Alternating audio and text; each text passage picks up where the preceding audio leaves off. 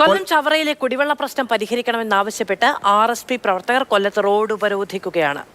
RSP സംസ്ഥാന secretary Shibu baby ജോണിന്റെ നേതൃത്വത്തിലാണ് ഉപരോധം. കണ്ണ നായർ കൂടുതൽ വിവരങ്ങളുമായി ചേരുന്നു. കണ്ണ, ഒരുപക്ഷെ ഇപ്പോൾ വലിയ വേനൽ തുടങ്ങിയിട്ടില്ല, അതിനു മുമ്പ് തന്നെ ഇത്തരമൊരു പ്രതിസന്ധിയിലേക്ക് എത്താനുള്ള കാരണം എന്താണ്? മാസില് അവിടേക്കുള്ള ഒരു പൈപ്പ് ലൈൻ പൊട്ടിയിരുന്നു. അതുമൂലം ആ പ്രദേശത്ത് കുറച്ച് ദിവസങ്ങളായി വെള്ളം കിട്ടാത്ത ഒരു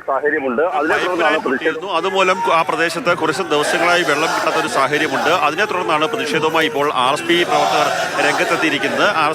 RSP സംസ്ഥാന സെക്രട്ടറി ഷിബു ബേബി ജോണിന്റെ നേതൃത്വത്തിലാണ് ഇവിടെ റോഡ് ഉപരോധിച്ചത്. ഏതാണ്ട് അരമണിക്കൂറായി റോഡ് ഉപരോധിക്കുന്ന ഒരു സാഹചര്യമാണ്. അതുമൂലം ഗതാഗത കുരുക്കും ഉണ്ടായിട്ടുണ്ട്. ഈ സമരം അറിയാതെ ദേശീയപാതയിലൂടെ എത്തിയ ആൾക്കാരൊക്കെ തന്നെ ഈ ഗതാഗത കുരുക്കിൽ അകപ്പെട്ടിരിക്കുന്ന അവസ്ഥയാണ്.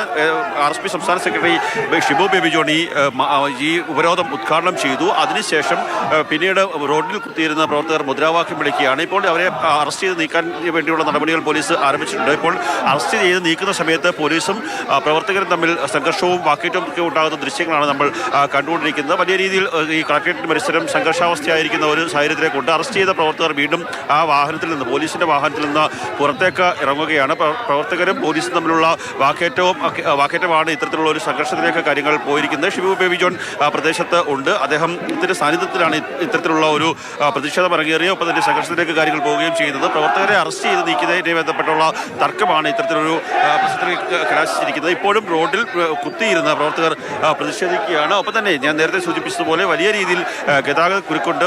ഈ ഉച്ച സമയത്തൊക്കെ തന്നെ ഈ റോഡിലൂടെ വലിയ രീതിയിൽ വാഹനങ്ങൾ വരുന്ന സമയമാണ്. അതുകൊണ്ട് തന്നെ വലിയ ഗതാഗത കുരുക്കും റോഡിന് ഇരുഭാഗത്തും ഉണ്ടായിരിക്കുന്നു. മറ്റൊരു കോർപ്പറേഷൻ കൗൺസിൽ യോഗത്തിലൊക്കെ വലിയ തോതിൽ ഭരണ പ്രതിപക്ഷ വ്യത്യാസമില്ലാതെ വിമർശനം ഉയരുകയാണ്.